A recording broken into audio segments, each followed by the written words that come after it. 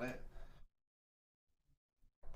because even though I forgot to record that before, when you get the recording, you will get into the meat and potatoes of it quite quickly, and that's my excuse, and I intend to stick to it.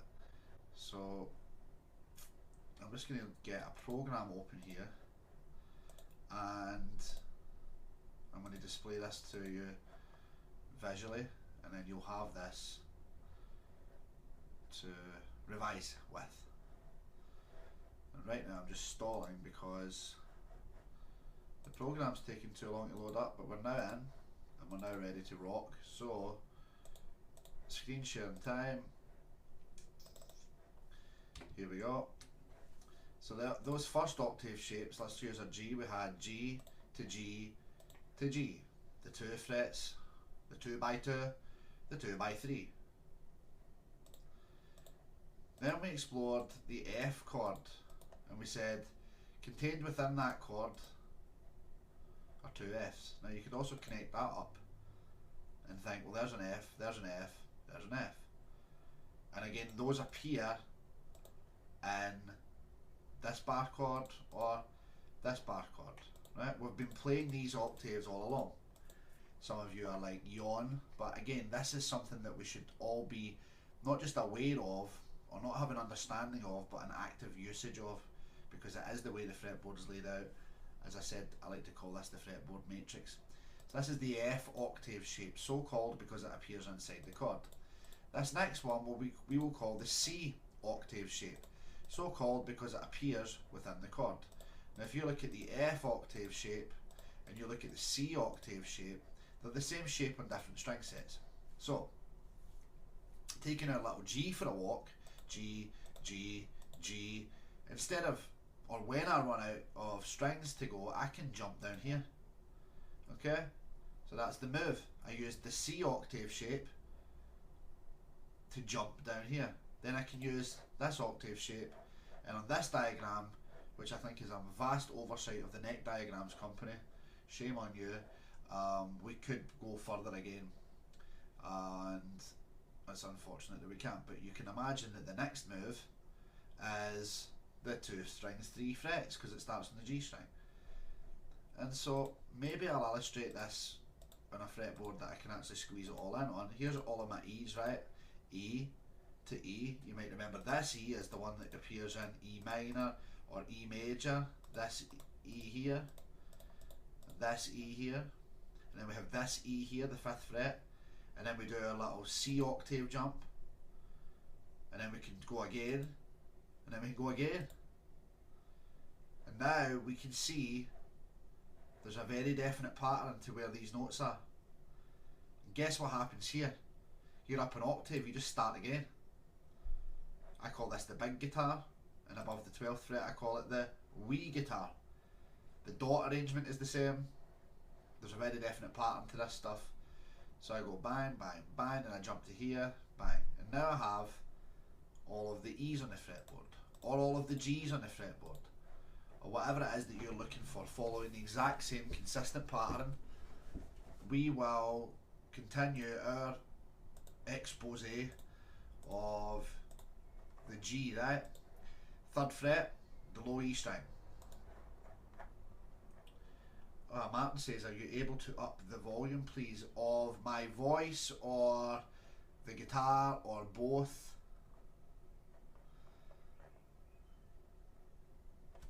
Voice, please. The voice.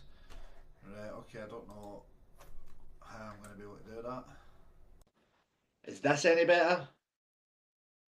That is better. Splendid. And is the guitar still okay?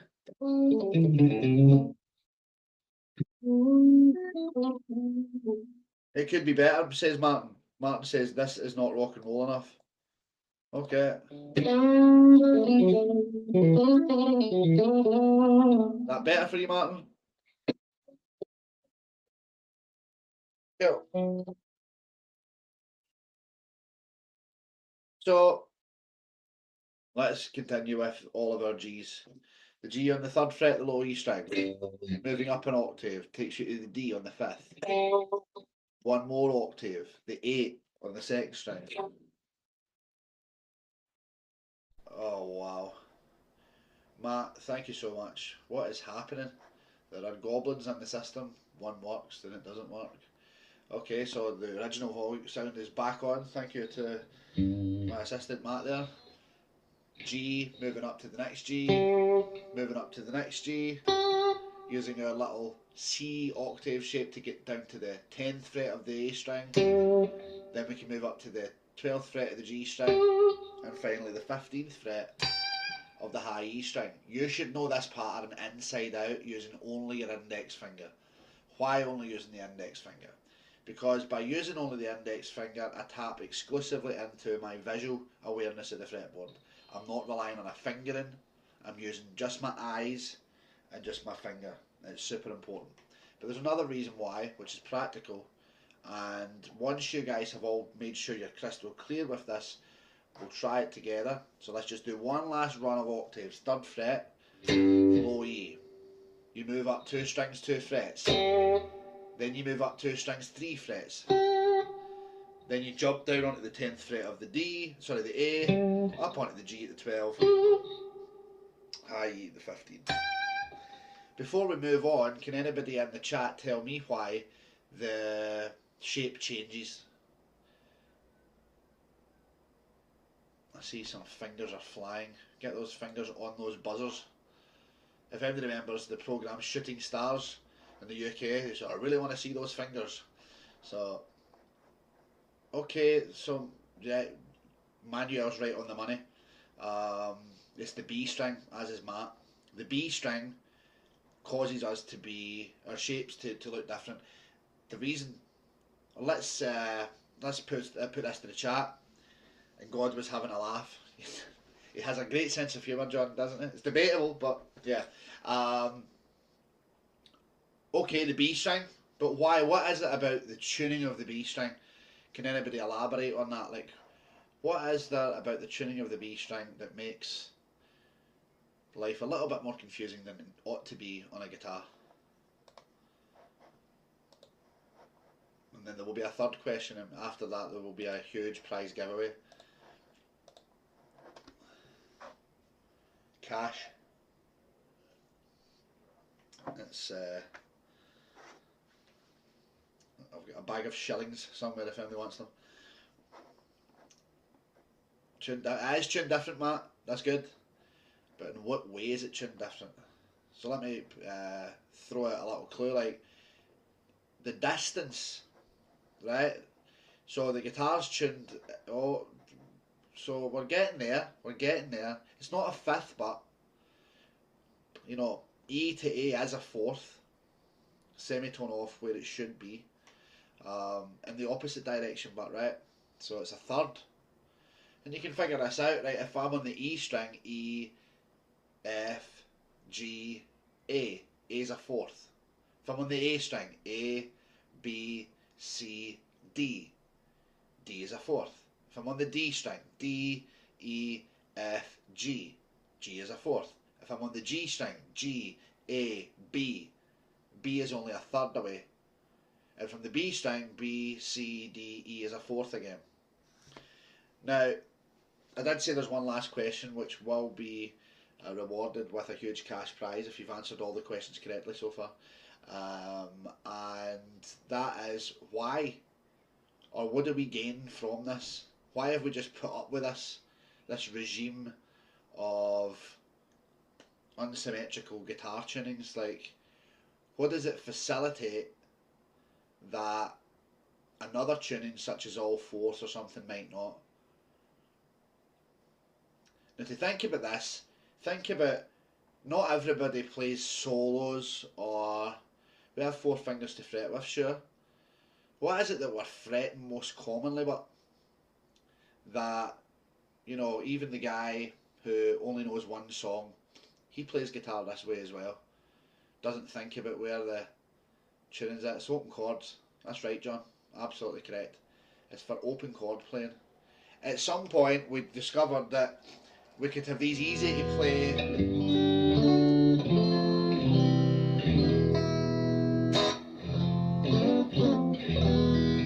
And if you you tune the guitar any other way, those chords that we enjoy playing are a hell of a lot trickier, with the exception of open tunings where they can be even simpler, but that's a whole other topic. So yeah, to facilitate playing open chords. So the subtext here is that we do all this stuff on the guitar, playing scales, playing chords, but if we don't really know why the guitar's tuned the way it is and what that means for the location of octaves, like there's always going to be an element of missing something. You know, we see the house but we don't see the foundations. But yeah, if the foundations weren't there, the house would not be erect for much. You'd step in the house and the house goes like this. And so that's a metaphor for our playing, right? So you know where this stuff is, you can play all day. So let's see how our mid-term memory is, right, from the last time my terminology that I'm making up, but where we last played, right? We should know where all the G notes are, and now I'm going to show you some simple ideas that will have you playing all over the fretboard. Some of you guys who I've taught privately will have seen this before. I don't think we've done this on the Wednesday class, but since this is lesson 32, I believe, there's every chance we have. So I'm going to play on the 3rd fret, the G note, again, and this time I will play what I call the minor pentatonic anchor. And the minor pentatonic anchor is finger 1, finger 4, finger 1, finger 3. It's the first 4 notes of pattern 1. But this pattern actually appears in all 5 of the shapes for the minor pentatonic scale. So hence why I call it the pentatonic anchor. 1, 4, 1, 3. Now you should be able to jump up to that next G note and play the exact same phrase, exact same fingering. I don't want you to get up there and think, right, what's different? The answer is nothing. It's just the same fingering, 1, 4, 1, 3. You're just starting somewhere else. That's a super important skill to have on the fretboard, because quite a lot of you will have suffered from fretboard vertigo, which is the further you get up, the less confident you become about, you know, these shapes and patterns. But they're the same shapes and patterns wherever you go. You know, it's like they say, wherever you go, there you are. Well, it's the same with things on the fretboard, right? 1, 4, 1, 3, 1, 4, 1, 3, and then moving up to the 8th fret of the B string, 1, 4, 1, 3. So I should be able to play that in a continuous fashion. We've talked about the benefits of doing that before. 1, 4, 1, 3, 1, 4, 1, 3, 1, 4, 1.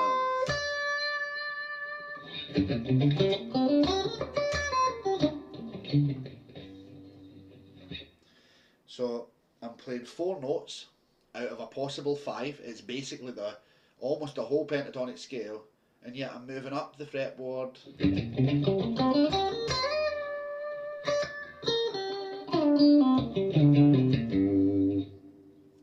Fingering's the same, positions are just changing. Before we move on, does anybody have any questions about that? Pose them to the chat. Now's a good time. Octaves, moving a pattern around in octaves. The only way is not thinking of like big pattern 1, 2, 3, 4, 5. It's also worth mentioning this is the way a piano keyboard works.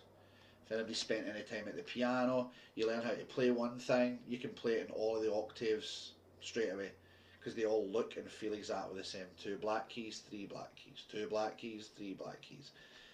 You play it in 1 octave, you can play it in others. On the guitar, we play it in 1 octave and then leave it at that. And yet there's a pattern locked right into the fretboard and the way that the guitar's tuned that facilitates you having that exact same freedom. And it's a multiplier, what I like to call a multiplier. You can play something one place, now you can play it in a whole bunch of places. So if we're happy going like this, then you have to clap your hands, as the song suggests. Next move we're going to make is what I call the C octave shape, so called because it appears on the C chord, if you remember. So my last pattern started on the 8th fret, the G string.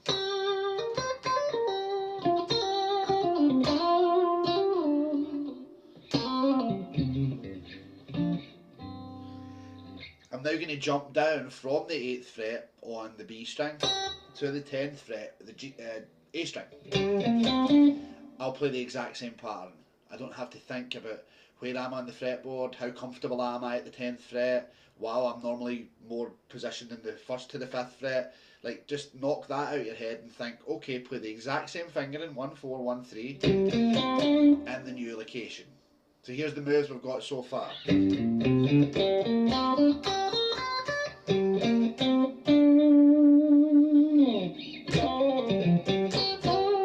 Now jump up to the next octave, that's the G string, the 12th fret. And that's a freebie, right? It's on the G string. There's a big double dot on the 12th fret. It's G. Now, when I play the pattern here, I want you to use the same fingers, 1, 4, 1, 3. But if you go down to the woods today, you should have a big surprise, which is that if you go 1, 4, 1, 3, it doesn't sound right. So I'm moving from the G string to the B string. Big hint, holiday still up for grab, cash prize available. Can anybody explain in the chat what I have to do to make this work? I don't have to change the fingering. It's still 1, 4, 1, 3, but I need to move the notes on the B string in one of two directions. They're either going lower down the fretboard or they're going higher. For the cash prize in the holiday in Barbados, what's it going to be? Higher by 1 fret. Johnny's on fire today. Good man. That's it. Same fingering. 1, 4, 1, 3.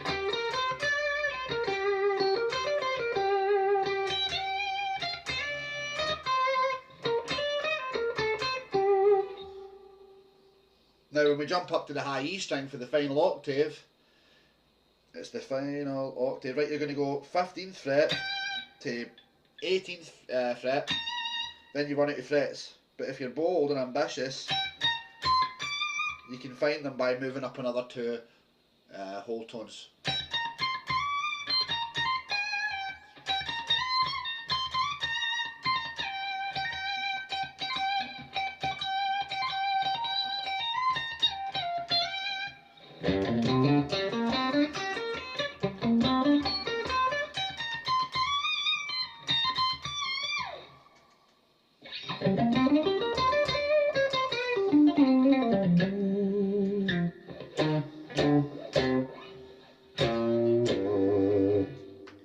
So with this under your belt, there's really no excuse for not being able to play something at least all over the fretboard.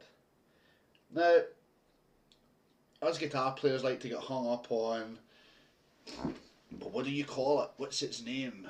You know, it's like, which page in the music theory book is this part of it? You know, and I want to just show you that the guitar fretboard can be geometric as well, just shapes. And if you like the sound of a shape, then it's automatically a good shape. One worth remembering. Now everything has a name. There's at least not very much new under the sun. Most of these things have been catalogued. You know, it's like occasionally they find a sort of rare breed of monkey in the wild that they thought was extinct, or you know, a rare species of fish never before seen. But for the most part, things have been categorised, and it's the same with music theory and scales. But you don't have to learn all of those names in order to play things that sound good. I'll give you an example, one that I like. And this one, there will be a cash prize if anybody can tell me what it is for this one, right? But again, even if you lose out in the cash, you'll gain on the sound. And again, it's just a geometric type thing, right? I'm going to play the 3rd fret again, the G. And this time, I'm going to play the 1st finger to the 2nd finger. That's G to A flat. And then I'll move on to the next string and I'll play the 1 and 3. It's like going 1, 4, 1, 3, but now it's 1, 2, 1, 3.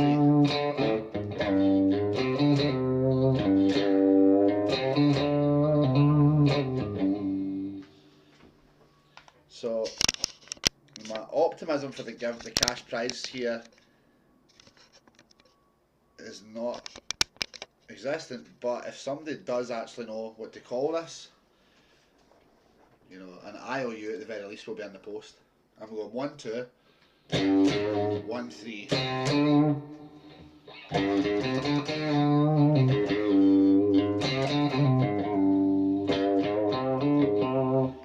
like it, Martin. Haunting. The haunting scale. The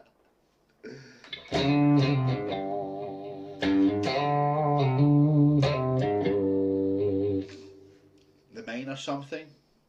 Surprisingly not. It's actually a major something. This might come as a shock.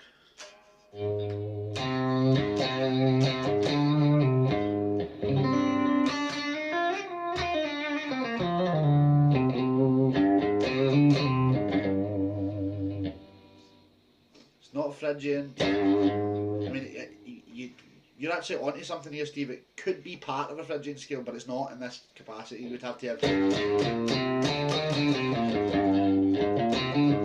But this.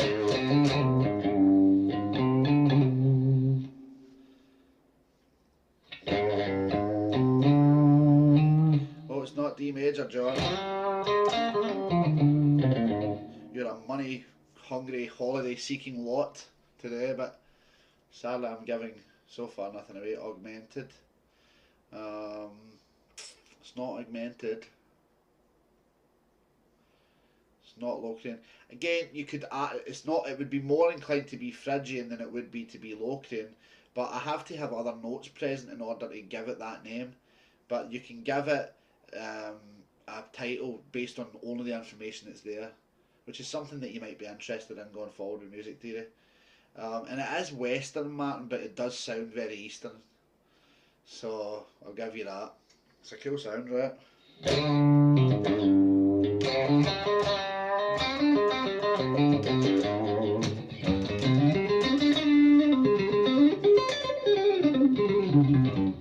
It's a cool sound. For the people who are interested, the name of this is called a Major 7 Sharp 11 Arpeggio. So and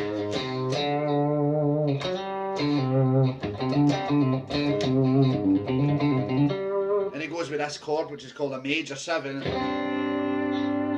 Sharp 11 chord, which is a cool sound. If we've got any Miles Davis fans in here, there's a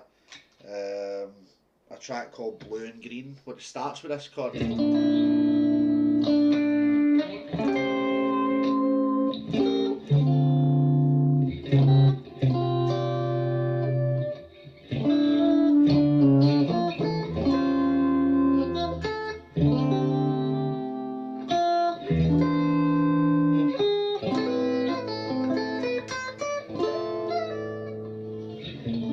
So it's a very moody.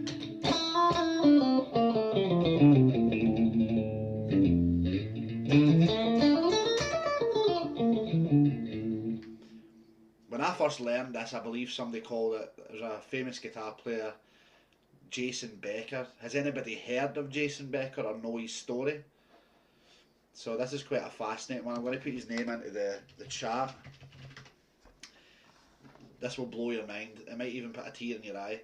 So, anyway, before I tell you about Jason Becker, he had like an instructional video, and he used to teach these exotic scales, he called them. And I believe he taught this one as like the Japanese something or other, the Japanese samurai scale. Can't remember what it was.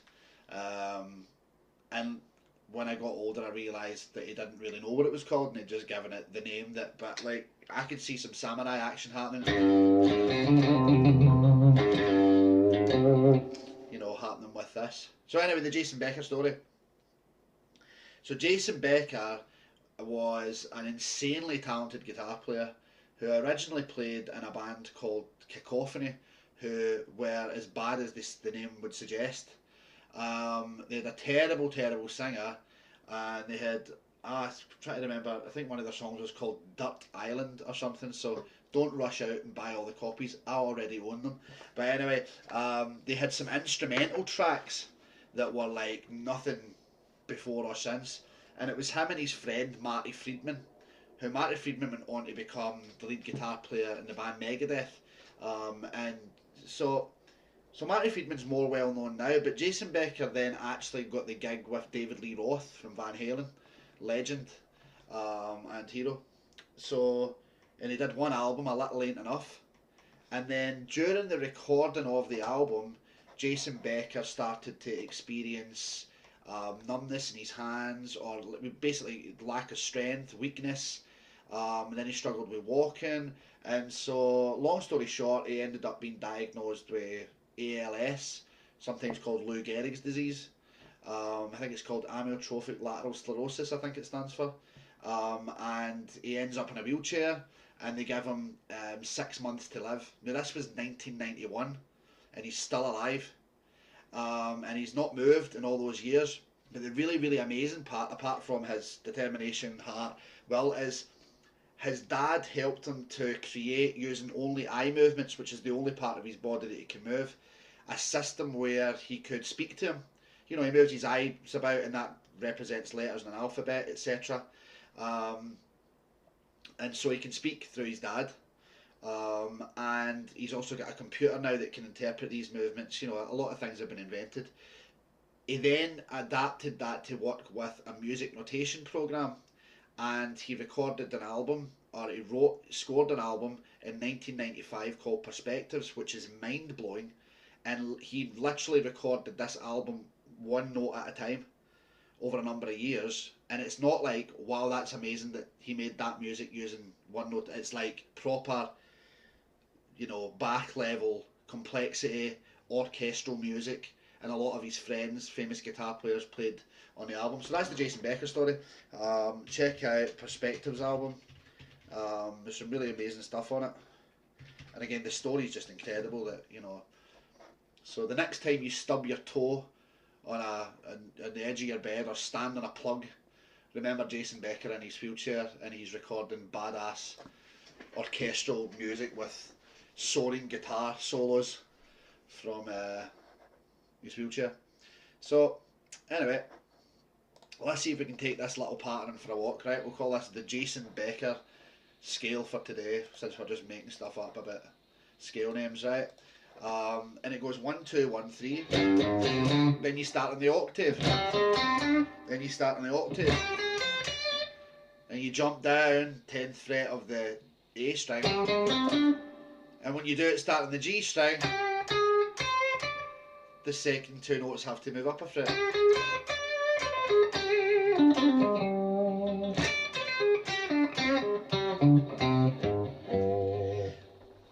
Now, to spin this another way, because, you know, we talk about what you need to know, and, you know, octaves are clearly important because I've spent practically the whole lesson talking about them, right? But they're that important. But to spin this back to what we've been working on the past few weeks about how you don't have to make music with the scale is music. Like, isn't this satisfying to go?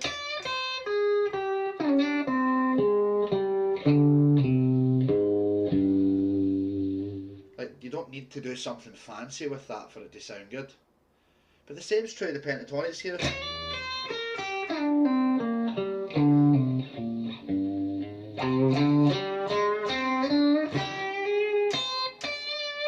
And these things work together. You can create your own. Let's try something a little bit, or like really the inversion of that, really. We're going to go 1, 3, 1, 2.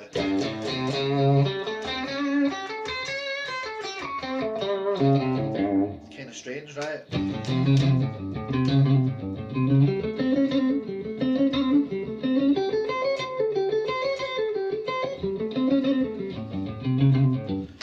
You know, so okay, maybe you play that and you don't necessarily put it in your repertoire. Let's try a different one. 1, 3, 1, 4.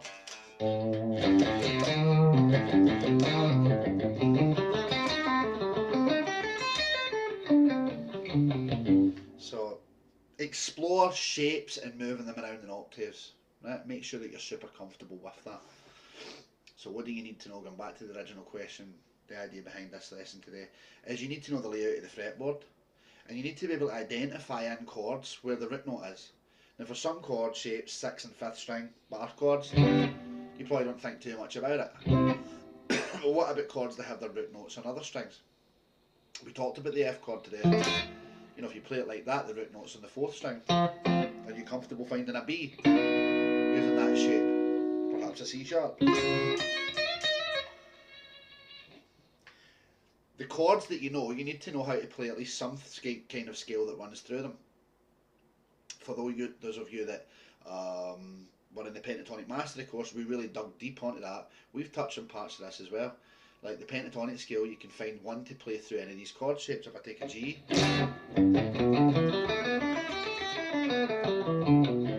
pattern 2 of the pentatonic scale runs through it. If you're not sure what I'm talking about, drop me a private message and we can get into it, right? But this has definite notes that go with it. If you're a Hendrix fan, he would take it one step further, and instead of just playing them as melodies, which is great, he would play them as part of chords. And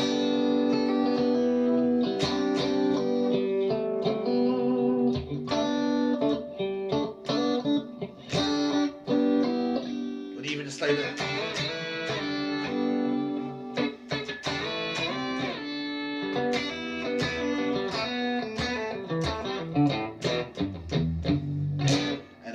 Between. Then you move to an A minor. We know this one, it goes with a scale. And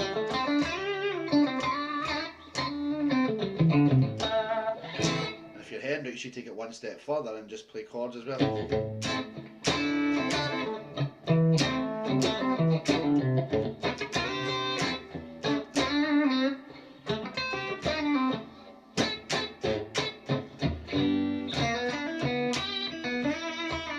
So you need to know chords. You don't need to know all of the chords in the world ever. But major and minor chords, you should at least have 2 positions you can play them on the fretboard. If you don't, then the next time you pick up the guitar and you play a chord you know, just stop yourself and say, find another place to play this. If it takes 10 minutes, it takes 10 minutes. A lot of progression is limitation, but it's also being aware enough to stop yourself in your tracks and go choose a different direction. You know, a lot of your habits that you've got that you maybe don't like are so deeply ingrained because every time you do them, you moan about them, or you know, you sigh it, but you don't actually do something different. Anything will do. Anything will do. If you always play this pentatonic lick, and each time you play it, as great as it is, you think, I've did this a million times, I'm bored of this. The next time you go, I'm doing that thing again. Stop yourself in your tracks and just change some aspect of it. You know, you don't have to play what you played before, but you do have to stop yourself in your tracks and catch yourself doing that thing again. And the more you can do that, you'll become more of an improviser, which is to say, initially you'll just have more choices, more options, and then you might start to get a kick out of not really knowing what you're doing or going, but like enjoying finding new things. And that takes a lot of the fear out of it. But paradoxically, the fear stops us from, you know, we go, okay, I'm going to stay, you know, at least if I stay safe, you know, remember, nobody dies if you play a bad note.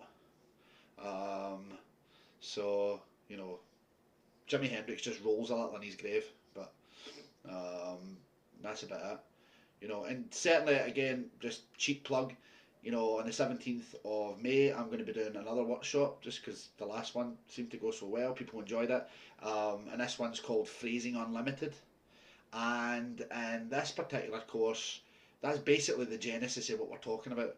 We're talking about how do we get to a point where we can see that there are limitless possibilities without that meaning having to learn a bunch of stuff. Like, how can I pick up the guitar and feel like I can choose my own adventure, you know? And part of that is, again, stopping yourself in your tracks, but then when you stop yourself, do you have definite tools that you can use? Now, we've already explored the basic tools that we'll be doing in that program before, you know, but this is just a deep dive where we have, you know, a lot of phrases mapped out in a 15-page book and different things that we can look at, so that we go, okay, even if you just have it open in front of you, like, right, okay, yesterday I played this, today I'm only playing what's on this page, and that's going to break me out of my habit. But you know, the topics that we talked about before, that are some of the things we talk about in the toolbox for Phrasing Unlimited, it'd be recycling. So, you know, taking something that you already play and playing it a little bit different. We just tried a bit of that. Multiplying, moving it all over the fretboard. Well, we talked about today's exercise as being a multiplier, right? The octave is the multiplier par excellence. That allows you to move one thing all over the fretboard. we've talked about musical grammar before, having theme variation, theme ending, having musical sentences, and so the chords that you need to know and the scales that run through them, then you apply these concepts to them. Like if you know, let's do it to a chord. If I have a D chord, and I know how to do this trick where, you know, I take my second finger off and play D sus2, right? Maybe I know how to do D sus4. And you're maybe bored and you think, are there other tricks that are available? Don't go to a book. Don't go to YouTube. Don't ask your mate who's a good guitar player. Like, all that stuff's good too, but you benefit greatly when you decide to try and find something. How will you know if it's good? Because it will sound good, you know. And something that you enjoy, somebody else might not, but that's okay. And so, like, if I can take notes on and off the high E string, simple recycling concept would be that I can move things about on the B string. What if I take that 3rd fret and make it the 5th fret? There's a nice chord. You don't have to buy a book to get this chord. You just have to go, okay, something moved on the D chord that was nice. Let me move the note on the B string up 2 frets. You'll notice I'm now barring there.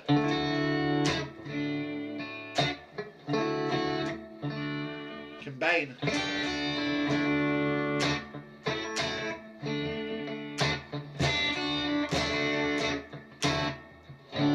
There's a cool part. It was free. I just had to use a little bit of ingenuity, right? So, what if I move the note down on the B string? We've all heard this one before. I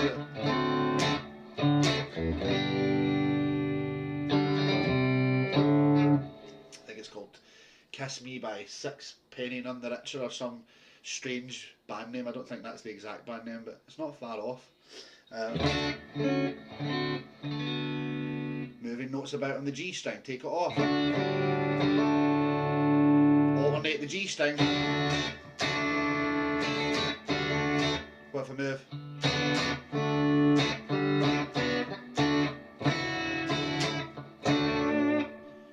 Let's do one last example on a C chord. You've got a C chord.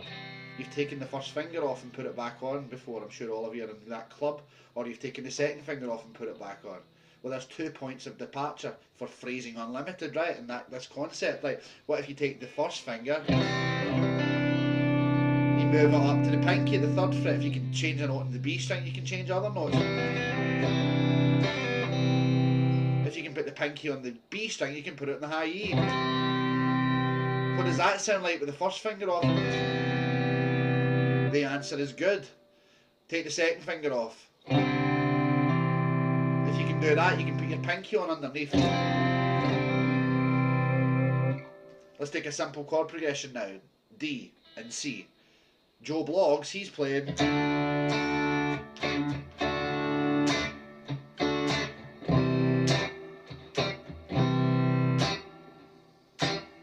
Whereas Joe, I don't know, Bloggs, Super Bloggs, or whatever his name is, he's playing.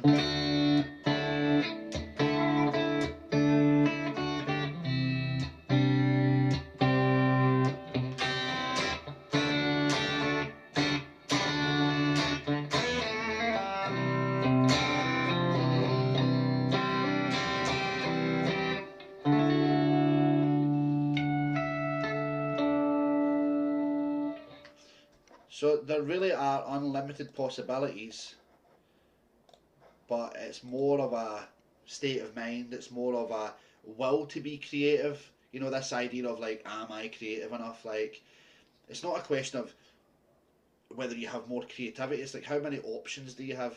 And if you don't feel that you have more, then create one, create a new option. That's the promise of a musical instrument. You know, if it's a story that you're writing and you've got a problem, create a new character. Create a conflict, shake it up, do something that's going to move you in an opposite, you know, a different direction. And if you feel like you're playing stagnated, you've just got yourself stuck in a groove. It's like the record that keeps skipping. Do you know what I mean? Just lift that needle out the groove and, you know, go in a different direction. So, that's what you need to know as far as revision. And in a more general sense, like whatever you're working on that you like, do more of that. But again, make sure that you're not getting stuck in a groove. Until next time, guys, or if you're in the Practice Like a Pro program, I will see you in 6 minutes. Until next time, cheers, guys.